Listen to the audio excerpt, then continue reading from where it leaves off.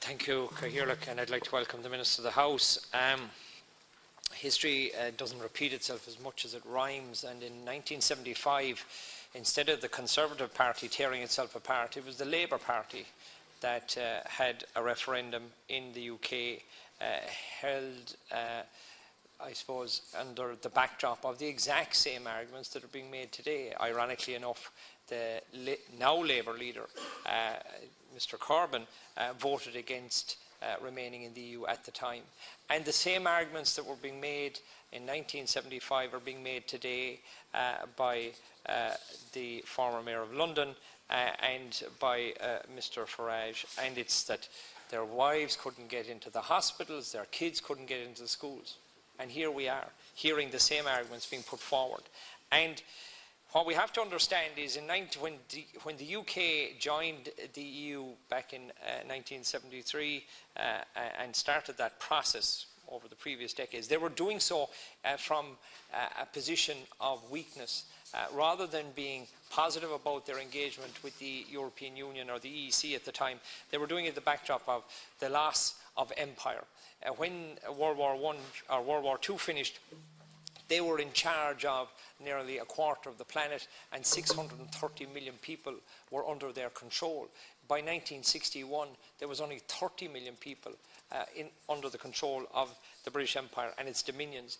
And now they were engaging with the EU not because they wanted to, but because they saw the Commonwealth as being of diminished responsibility, of power, of influence, and that the EU was a way of getting them through what was at the time a very tough economic time, and also they had gone through their own form of a bailout with the IMF coming in. And what President Obama and others have said about Britain within the EU is that it doesn't diminish the UK's role, but it actually magnifies its role, its ability to engage with what is now a larger bloc and to have its influence, which is very important in, as other members have said, lessening the power of the bureaucrats. And in many ways the European Union has lost its way, because it is no longer, and to many would say it was never a democracy, and to some extent the European parliaments and those governments who assisted and those who are part of it don't want it as a democracy. But that means that the public, the general population, the citizens of Europe don't have any trust in what are unofficial, unelected bureaucrats. And that is the argument that was put forward by those who are against remaining in the EEC under the previous referendum in 1975 that the Labour Party called. And now the same with the Conservative parties today. They're saying that the European Union is heading towards a federalisation, more and continuous union. And it's not something that the citizens of Europe are in favour of, as we have seen when they went against the referendum to bring in European constitutions. That was abandoned by the bureaucrats because it kept being lost. It was lost in France, it was lost in Ireland, it was lost in the Netherlands. And of course, as good bureaucrats do, they found another way, and they brought in a treaty that was ratified at parliamentary level in every country except Ireland. And of course, we were asked to do it again. But that is why there is no longer any faith in Europe as an institution, because it has been designed by bureaucrats to be run by bureaucrats. And the failing, of course, we have seen most fundamentally is when it failed the citizens of Europe, when the banking crisis hit Portugal, when it hit Spain, when it hit Europe, when it hit Ireland, Cyprus, it was the citizens who suffered, and the people who benefited the most are the millionaires and billionaires. And there is no way that Europe can regain that trust unless it gives the power back to the people. And what we, and the Minister will be aware of, the different reports done by the ESRI last November in 2015, where it talked about the trade, foreign direct investment, the energy and migration issues that will affect us. Everything about this, if there is a Brexit, has the potential for negative outcomes.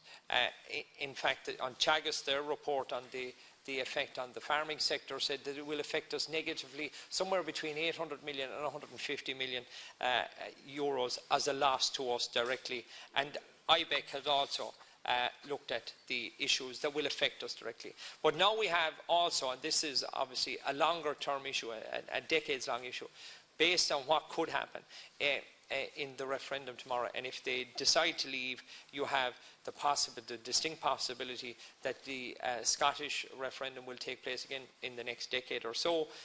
That is not to say that the SNP are campaigning against it. They're saying don't make this a referendum on independence, but that is one of those foreseeable outcomes.